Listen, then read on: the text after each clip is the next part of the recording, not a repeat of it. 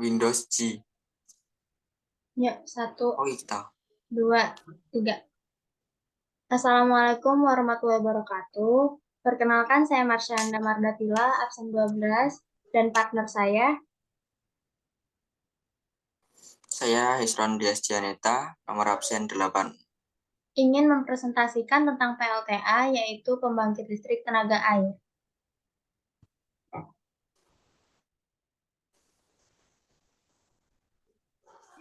Pembangkit listrik tenaga air, atau yang kita sebut biasanya yaitu PLTA, adalah sebuah sistem pembangkit listrik yang menggunakan energi potensial dan yang diubah menjadi energi kinetik dan digunakan untuk memutar turbin dan menghasilkan energi listrik.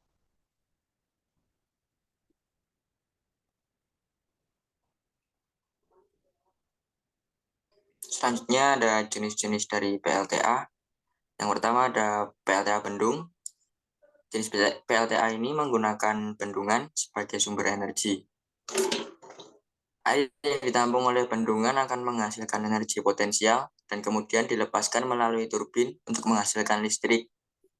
Selanjutnya ada PLTA pintu air. PLTA ini menggunakan pintu air atau sluice gate sebagai pengatur aliran air untuk menghasilkan energi listrik. Pintu air ini biasanya terdapat pada tanggul atau sungai yang memiliki ketinggian aliran yang cukup besar. Yang ketiga ada PLTA aliran sungai. PLTA ini atau PLTA aliran sungai adalah jenis PLTA yang mengambil aliran sungai sebagai sumber energi. PLTA ini tidak memerlukan bendungan atau waduk, tetapi hanya memanfaatkan aliran sungai untuk menghasilkan energi listrik. Selanjutnya yaitu masih di jenis-jenis PLTA, yaitu PLTA pasang surut. PLTA pasang surut atau tidal power plant adalah jenis PLTA yang menggunakan pasang surut air laut sebagai sumber energi. PLTA ini menghasilkan listrik dengan memanfaatkan perbedaan ketinggian air laut antara pasang dan surut. Yang kelima yaitu ada PLTA gelombang laut, yaitu wave power plant atau jenis PLTA yang memanfaatkan energi dari gelombang laut untuk menghasilkan listrik. PLTA ini mengubah energi kinetik dari gelombang laut menjadi energi listrik melalui perangkat yang disebut pelampung gelombang laut.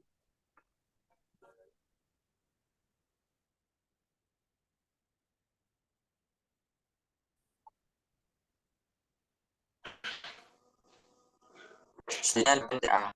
Yang pertama itu ada reservoir, yang kedua ada dam, yang ketiga ada intake, yang keempat ada control gate, yang kelima ada penstock, yang keenam ada power hose, yang ketujuh ada turbin, yang kedelapan ada generator, kesembilan ada transformator, kesepuluh ada power lines, yang terakhir ada outflow. Dan posisinya bisa dilihat seperti pada gambar di samping. Untuk selanjutnya yaitu cara kerja PLTA. Yang pertama, air dari sumber air seperti sungai, danau, atau waduk dialirkan melalui pipa dan kemudian ke turbin. Pada saat air mengalir, energi kinetiknya menggerakkan sudut-sudut turbin. Yang kedua, turbin kemudian menggerakkan listrik. Generator ini isinya berupa kumparan. Kumparan kawat yang diletakkan dalam medan magnet dan kemudian kumparan-kumparan itu diputarkan, maka memunculkan magnet akan mempengaruhi kumparan tersebut sehingga terjadi induksi listrik. Yang ketiga yaitu arus listrik yang dihasilkan kemudian disalurkan ke transformator. Transformator bertugas untuk meningkatkan tegangan listrik sehingga arus listrik dapat ditransmisikan melalui jaringan transmisi dengan efisiensi yang tinggi.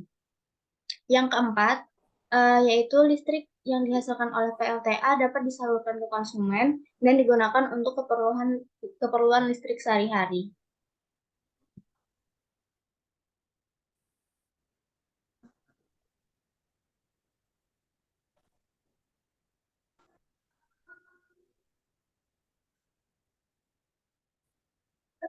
Selanjutnya ada kelebihan PLTA. Kelebihan pertama itu ramah lingkungan.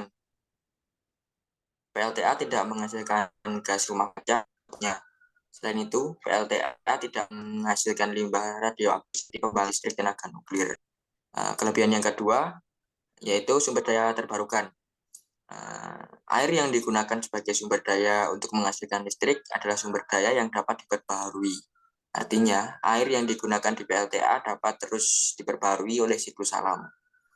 Kelebihan yang ketiga yaitu biaya operasional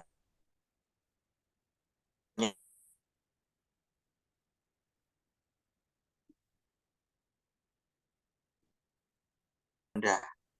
Setelah PLTA menggunakannya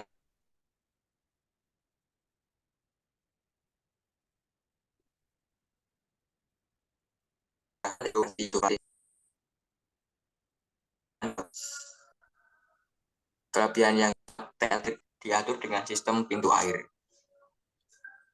Mungkin tadi yang keempat bisa diulang, Hisron, karena tadi ada putus-putus. Silakan bisa dibaca ulang. Oke. Oke, untuk kelebihan PLTA yang keempat,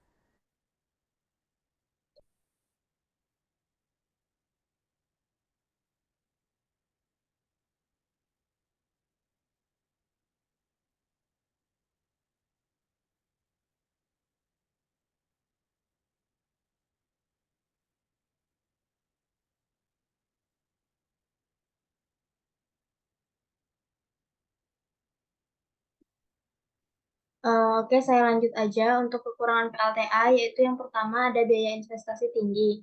PLTA memerlukan investasi awal yang besar untuk membangun bendungan, turbin, dan peralatan yang lain dibutuhkan untuk menghasilkan listrik. Yang kedua, pengaruh terhadap lingkungan. Pembangunan bendungan dan reservoir dapat mempengaruhi ekosistem di sekitar sungai.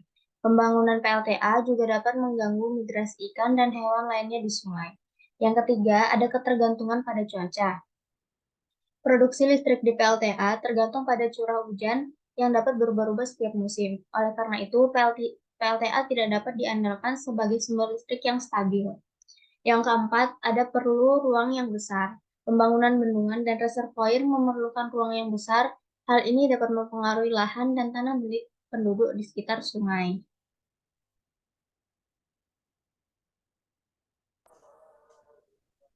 selanjutnya ada faktor-faktor yang mempengaruhi kinerja dari PLTA. Beberapa faktor yang mempengaruhi kinerja dari PLTA adalah curah hujan, debit air, ketinggian air terjun, dan kemampuan turbin. Semakin besar debit air dan ketinggian air terjun, maka semakin besar juga energi yang dihasilkan. Selanjutnya itu ada masa depan pembangkit listrik tenaga air. Pembangkit listrik tenaga air masih memiliki potensi besar yang dikembangkan di masa depan. Teknologi yang semakin canggih dapat membantu mengurangi dampak lingkungan yang ditimbulkan oleh pembangkit listrik tenaga air. Selain itu, pembangkit listrik tenaga air juga dapat digunakan sebagai sumber energi alternatif untuk mengurangi ketergantungan pada bahan bakar fosil yang semakin langka. Bisa kita cukup lihat bahwasannya di Indonesia merupakan negara kepulauan di mana di sini masih terdapat banyak sungai, bendungan, bahkan lautan. Jadi PLTA ini masih sangat eh, bisa kita pakai untuk masa depan. Kurang lebih seperti itu. Uh, Thank you for attention. Cukup sekian dari kami. Mohon maaf bila ada salah dalam penyebutan. Wassalamualaikum warahmatullahi wabarakatuh. Waalaikumsalam warahmatullahi wabarakatuh.